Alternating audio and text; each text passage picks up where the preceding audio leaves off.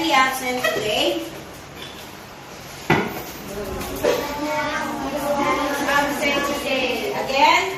No one is absent today. Okay, let's have a review with our lesson last Friday.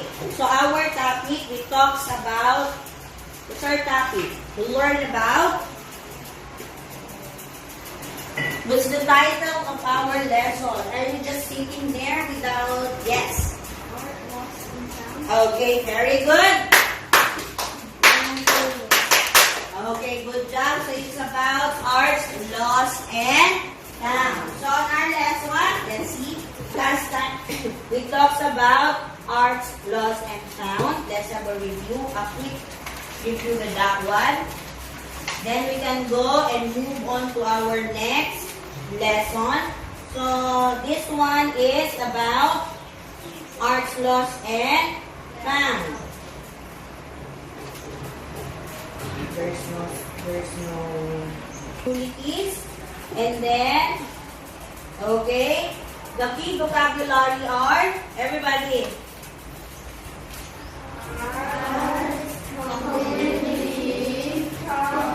culture, language,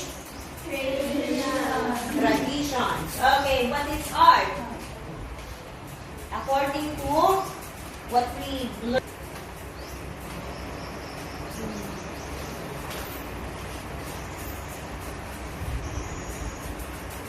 It is a way of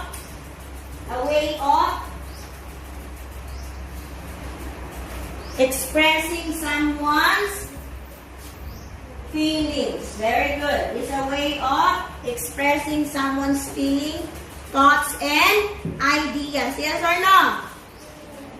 Okay. Now let's go here. How about community?